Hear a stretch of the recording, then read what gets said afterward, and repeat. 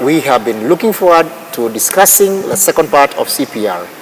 Now, we'll begin today by looking at emotional and mental maturity. Emotional maturity is the growth of one's ability to accept one's feeling and react appropriately. As in, like, you have to have the serenity to know there's some things you can change, there's some things you cannot change. Like, I can't do anything. I'm already in front of you with a black shirt. And I'm already on in the camera. So I can't suddenly become green or blue or red or yellow or have a luminescent green shirt or something. So that the serenity to know that I cannot change that and do my best with what I have.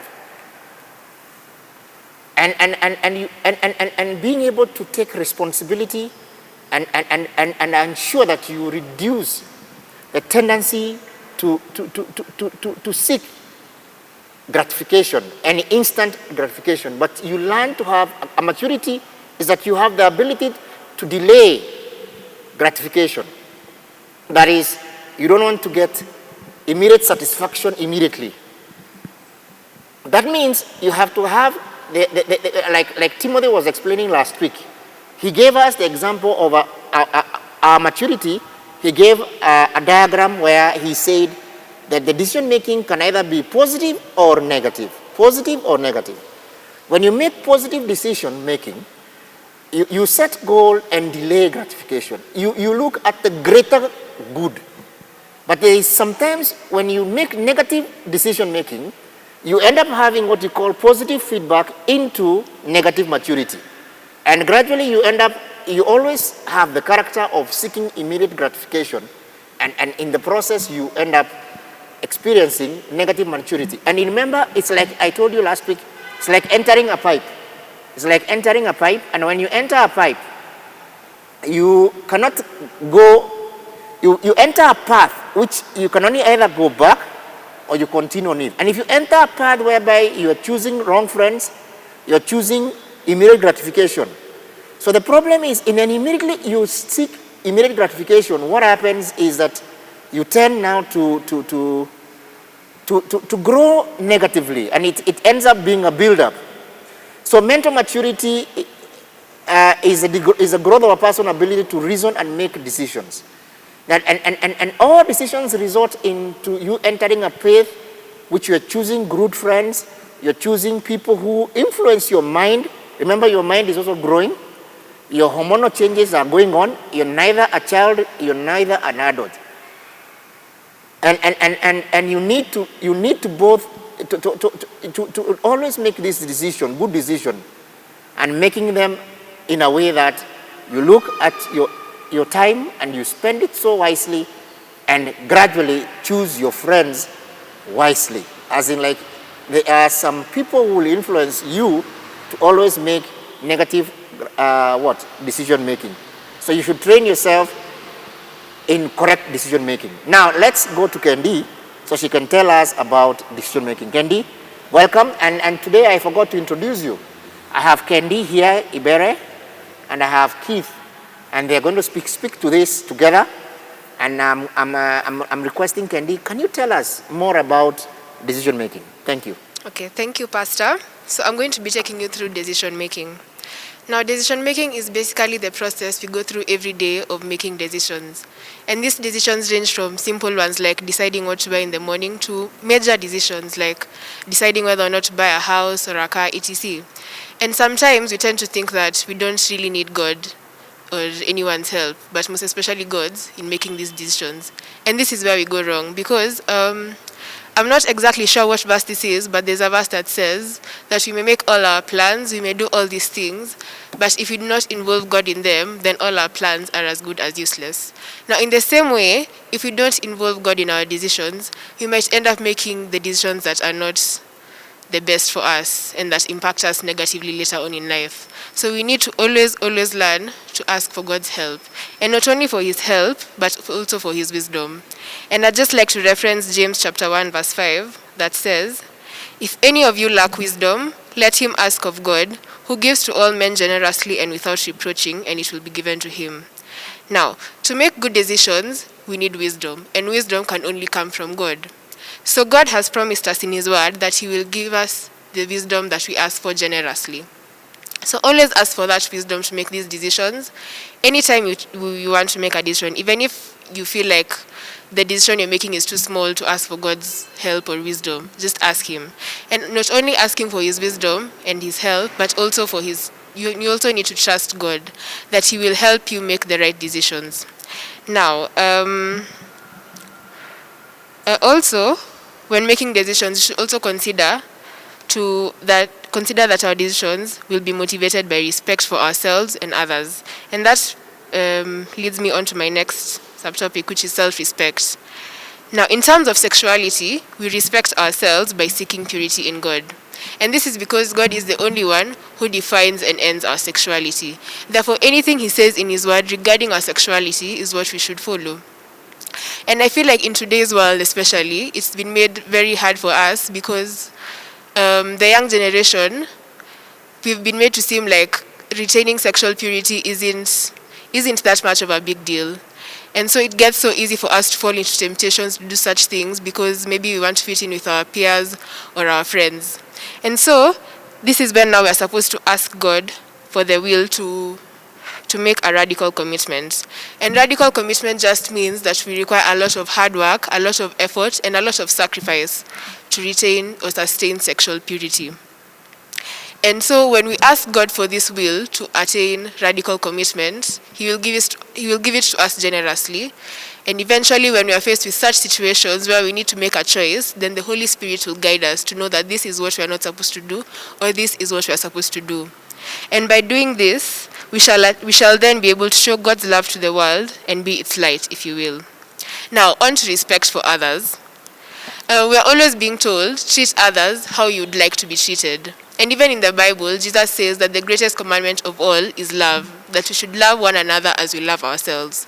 And I feel like the best way of showing our love to one another is by being kind to one another. And not only being kind to our relatives or our friends, or basically anyone who's related to us, but to all people in general. Show kindness to those who you meet on the road, who you haven't even met ever. Just be kind to everyone, and by doing this, we will be fulfilling God's will, which is to make his love known to all. And with that, I'd like to hand over to Keith to talk more about choosing abstinence. Thank you. Abstinence, if we were to define it, it is avoiding what is wrong, or what is feeling inappropriate to us. So we have learned that something is wrong from many sources in our lives, through our microsphere and our mesosphere, and also our conscience. So, let's dive into our topic of today, choosing abstinence. But first, before we do that, we should understand the origin of sex in our lives. Sex was initiated by God to bind man and woman long before, as when they were still united in flesh. As we know that woman, from Genesis, was removed from Adam's rib. So it was one, to unite man and woman, and it was also for procreation, as this was amongst our purposes as man, which was co-creation. And so it having this sacredness, we need to treat it with the seriousness it deserves. So misuse of sex, it being something good and as a gift from God, is wrong, and it defiles us. It defiles our purity. And our purity is it's important, but many of us in our age don't take it seriously. Mainly, sex is abused these days through fornication and adultery, but to us teens and youth, it's fornication that applies. So if we should choose abstinence and not engage in this sexual unbeneficial sexual interactions. It makes us a slave to guilt, and we can't be free when talking to God. In 1 Corinthians chapter 6, verse 19, we're told that our bodies are the temple of the Holy Spirit, bought at a price, and we should use our bodies to glorify God, hence maintain its purity. And that's what some of us miss, but by choosing abstinence, we'll be fruitful and we'll we'll end up being successful in our lives. A good person to refer to is Joseph, who was tempted, or let's say was asked by Potiphar's wife to lie with him, but he refused, and we know that he ran away from him, and in his haste he left his coat and was framed for lying with her. But in the end, his punishment was lesser, being that God was with him, and we know that when he was arrested, yes, it angered Potiphar, but in the end, from Genesis 41:39, we learn that by God being with Joseph after choosing his abstinence, he was able to be promoted by Potiphar himself to rule over his house, to rule over what he owned, because God was with him after this abstinence. And then again, when us as teens indulge in fornication, it has its long-term effect of promiscuity. And this promiscuity is really, it will affect us in our marriage life, as we'll be pseudo-present in our marriage, meaning that we won't be present during the times that we need to be the family, what we need to be the couple. And this will cause unfaithfulness, and the marriage won't bear fruit and won't be able to be as purposeful and meaningful as it was to be. Hence, we should, to avoid all these problems by just wanting to show or prove something, that by losing our purity as what we take in our age, we should choose abstinence, because it helps us in a long way, in the long run. So it is important that we choose abstinence, and this will end up being beneficial in our lives in the future. And by this we should, in order to be able to have fruitful lives, we should build positive relationships with people. So we'll go through building positive relationships, and how so should we do this? So let's split who we interact with into two categories. Yes, it's general. We say our majors, those are our seniors, and also our peers, because this is who we majorly interact with. So for our seniors, let's take most of the opportunity to learn from them, and also to learn from their mistakes, as this will lead us into the right path, not going through the wrong turns that they did, and in the end it will bring us fruitfulness.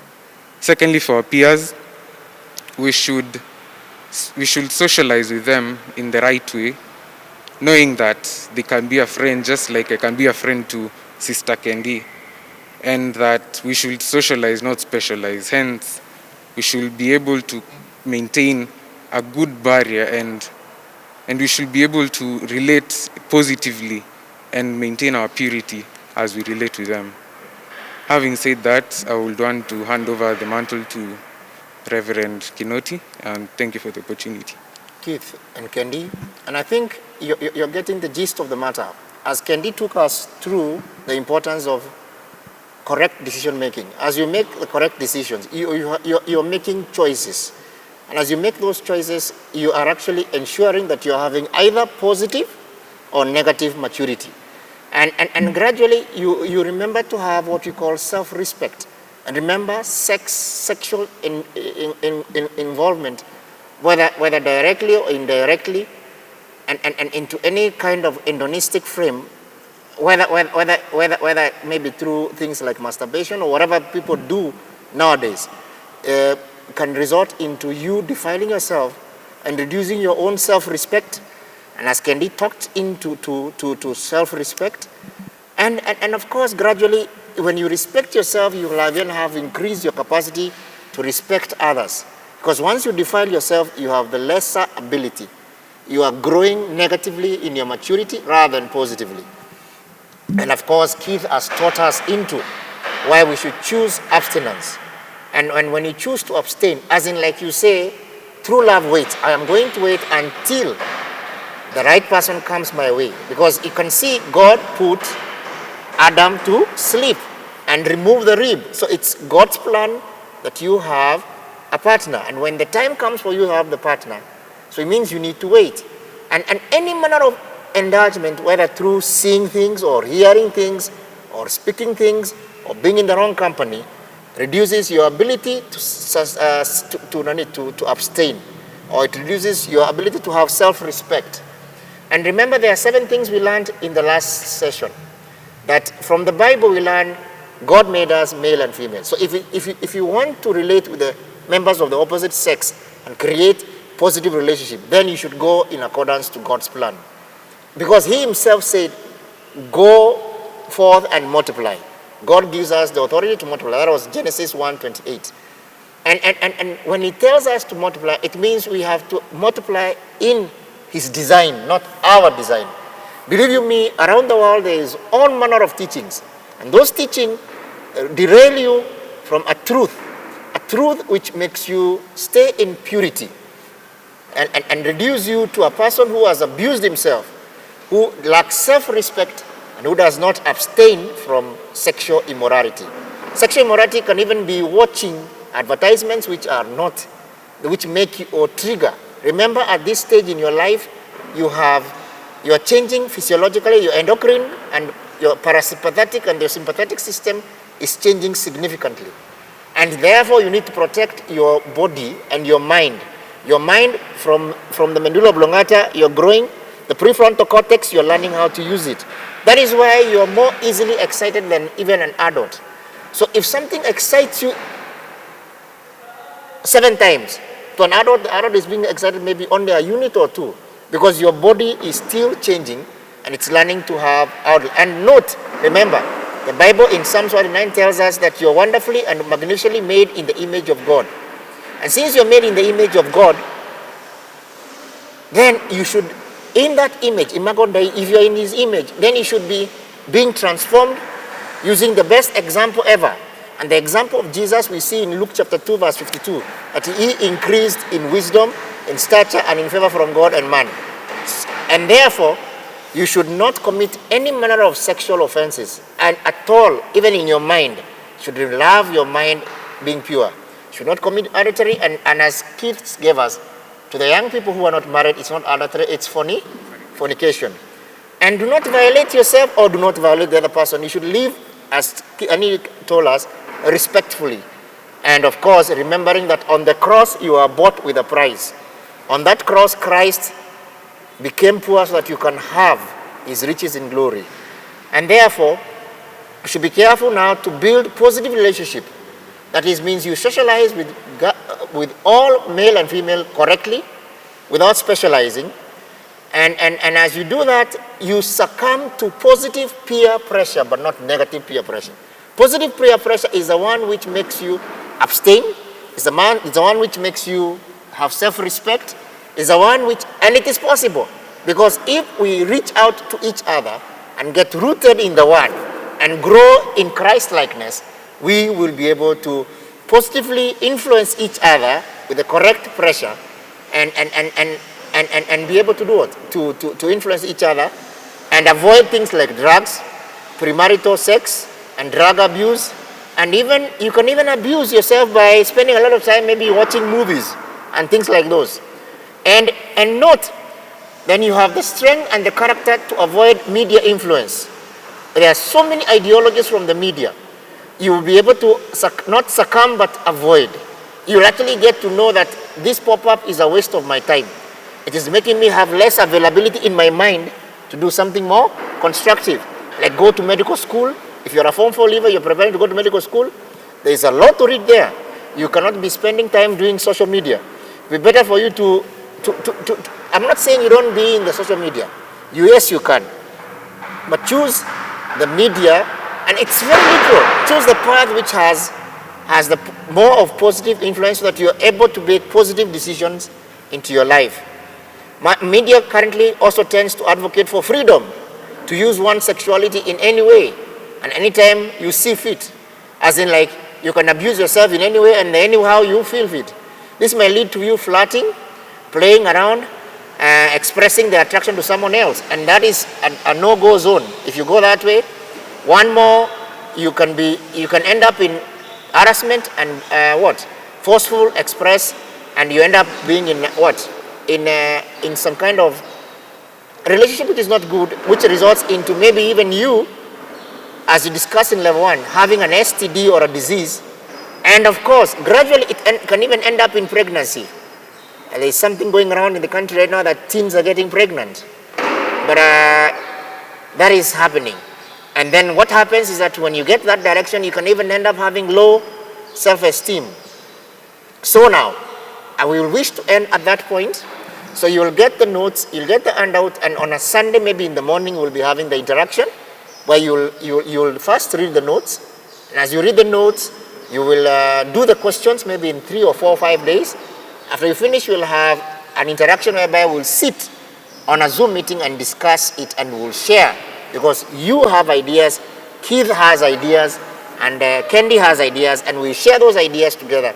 And therefore, we'll have positive peer pressure, we'll have positive influence, we'll create positive relationship, and together we can achieve much. We'll be a great team working together.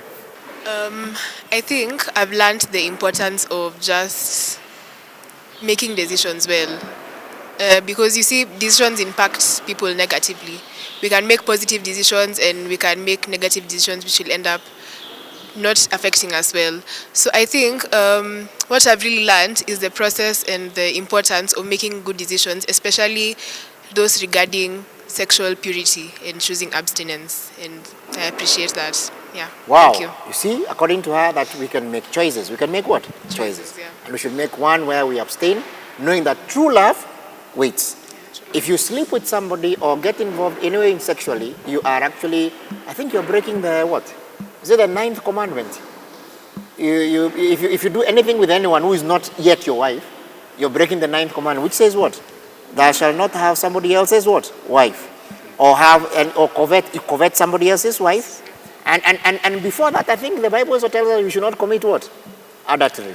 And when you commit adultery, what happens? You might end up even doing an abortion. You might end up what? Killing somebody.